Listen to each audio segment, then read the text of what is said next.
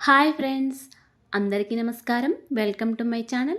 ఈరోజు మన ఛానల్లో మరొక కొత్త రెసిపీ వచ్చేసి పచ్చి కొబ్బరితో పులిహోరని ఏ విధంగా చేయాలో చూద్దామండి. ఇలా చేసిన పులిహోర అయితే చాలా రుచికరంగా ఉంటుంది. ఇంట్లో ఎప్పుడైనా పచ్చి కొబ్బరి మిగిలితే ఇలా ఒకసారి ట్రై చేసి చూడండి. అలాగే ఫ్రెండ్స్, మా ఛానల్ని ఇంతవరకు సబ్స్క్రైబ్ చేసుకోకపోతే సబ్స్క్రైబ్ చేసుకోండి.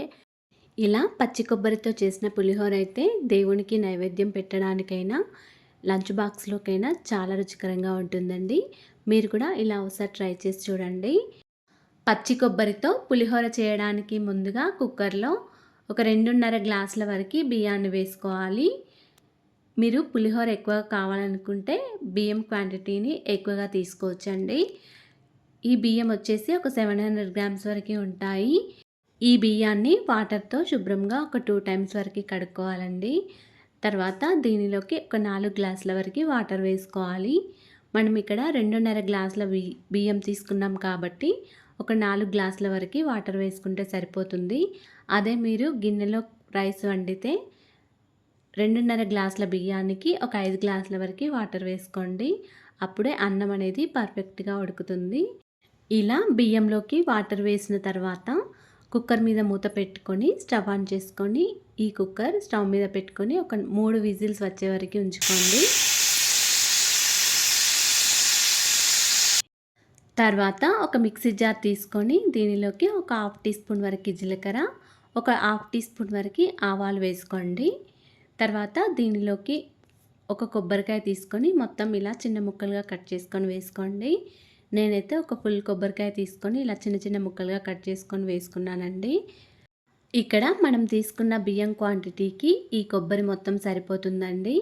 ఒక ఫుల్ కొబ్బరిని తీసుకొని ఈ విధంగా చిన్న ముక్కలుగా కట్ చేసుకొని వేసుకున్నాను. ఇప్పుడు దీనిలోకి ఒక 6-7 వరకు పచ్చిమిర్చిని ఈ విధంగా మధ్యలోకి కట్ చేసుకొని వేసుకోవాలి. దీనిలోకి కొంచెం కరివేపాకు కూడా వేసుకోవాలండి.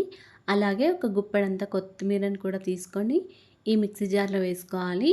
ఇప్పుడు మిక్సీ జార్ మీద మూత పెట్టుకొని మెత్తని పేస్ట్లా గ్రైండ్ చేసుకోవాలండి.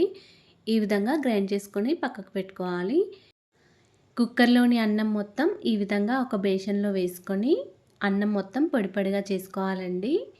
తర్వాత దీనిలోకి ఒక 1/2 టీ స్పూన్ వరకు పసుపు, ఒక టేబుల్ స్పూన్ వరకు ఆయిల్ వేసుకోవాలి. ఇలా ఆయిల్ పసుపు వేసిన తర్వాత అన్నం మొత్తం ఒకసారి బాగా కలుపుకోవాలండి.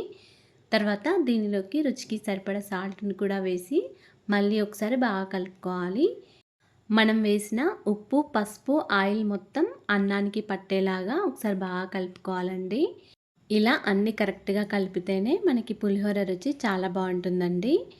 ఇప్పుడు స్టవ్ ఆన్ చేసుకొని ఒక కడాయి పెట్టుకొని దీనిలో ఒక టీ స్పూన్ వరకు నెయ్యిని వేసుకోవాలి.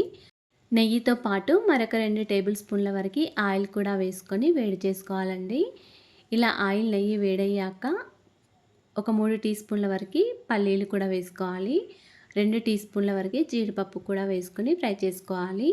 జీడిపప్పు, పల్లీలు కొద్దిగా ఫ్రై అయిన తర్వాత ఒక 2 టీ స్పూన్ల వరకు శనగపప్పు, మరొక 2 టీ స్పూన్ల వరకు మినపప్పు కూడా వేసుకొని ఫ్రై చేసుకోవాలి. ఇవి మంచిగా కలర్ వచ్చి మంచిగా ఫ్రై అవ్వాలండి. ఇలా ఫ్రై అయిన తర్వాత వీటిని గిన్నెలోకి తీసుకొని పక్కకు పెట్టుకోవాలి. ఇలా ఫ్రై చేసుకున్న తర్వాత పక్కకు పెట్టుకొని మనం చివరిలో ఇలా దినుసులను వేసుకుంటే క్రిస్పీగా చాలా బాగుంటాయండి. ఇప్పుడు ఇదే కడాయిలో మళ్ళీ అదే ఆయిల్లో ఒక టీ స్పూన్ వరకు జీలకర్ర, మరొక టీ స్పూన్ వరకు ఆవాలు వేసుకొని ఫ్రై చేసుకోవాలి.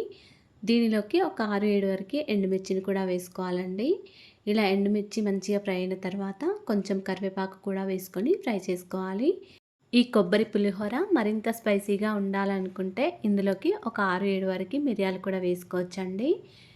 ఇలా ఎండుమిర్చి, కరివేపాకు వేసిన తర్వాత కొంచెం ఇంగువ కూడా వేసుకొని ఒకసారి బాగా కలుపుకోవాలి. ఇప్పుడు మనం మెత్తగా గ్రైండ్ చేసుకొని పెట్టుకున్న ఈ కొబ్బరిని మొత్తం ఈ పోపులో వేసుకోవాలండి. ఇలా కొబ్బరిని మొత్తం వేసిన తర్వాత బాగా కలుపుకోవాలి. ఇలా ఒక 5 మినిట్స్ వరకు స్టవ్ని సిమ్లో పెట్టుకొని కలుపుకోవాలండి. ఈ కొబ్బరిలోని వాటర్ మొత్తం పోయే వరకు ఇలా ఒక 5 మినిట్స్ వరకు స్టవ్ని సిమ్లో పెట్టుకుంటూ కలుపుకుంటూ ఉండాలండి. అప్పుడే కొబ్బరి పులిహోర మరింత రుచికరంగా ఉంటుంది. ఇందులో మనం జీలకర్ర, ఆవాలు కూడా వేసాం కాబట్టి చాలా రుచికరంగా ఉంటుందండి. ఈ కొబ్బరిని ఇలా మొత్తం దగ్గరగా అయ్యే వరకు స్టవ్ని సిమ్లో పెట్టుకుంటూ కలుపుకుంటూ ఉండాలి. తర్వాత దీనిలోకి ఒక పావు టీ స్పూన్ వరకు పసుపు కూడా వేసుకొని ఒకసారి బాగా కలుపుకోవాలి.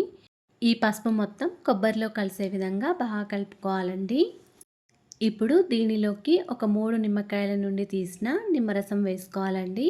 పెద్ద సైజు నిమ్మకాయలను తీసుకొని ఈ విధంగా నిమ్మరసం వేసుకొని కొబ్బరిని బాగా కలుపుకోవాలి. ఈ నిమ్మరసం కూడా కొబ్బరిలో కలిసే విధంగా ఒకసారి బాగా కలుపుకోవాలండి. ఇలా నిమ్మరసం వేసి కలిపిన తర్వాత ఒక 2 మినిట్స్ వరకు స్టవ్ ఆఫ్ చేసుకోవాలండి. స్టవ్ ఆఫ్ చేసుకున్న తర్వాత మనం పొడి పొడిగా చేసుకున్న అన్నంని ఈ కొబ్బరిలో కలుపుకోవాలి. ఈ కొబ్బరి మొత్తం అన్నంలో కలిసే విధంగా బాగా కలుపుకోవాలండి. ఇలా కొబ్బరిలో నిమ్మరసం వేసి కలపడం ద్వారా పులిహోర రుచి చాలా బాగుంటుందండి. ఇలా కొబ్బరిలో అన్నం మొత్తం వేసి కలిపిన తర్వాత మనం ఫ్రై చేసుకొని పెట్టుకున్న పల్లీలు, శనగపప్పు, మినపప్పు అన్నీ వేసుకొని ఒకసారి బాగా కలుపుకోవాలండి.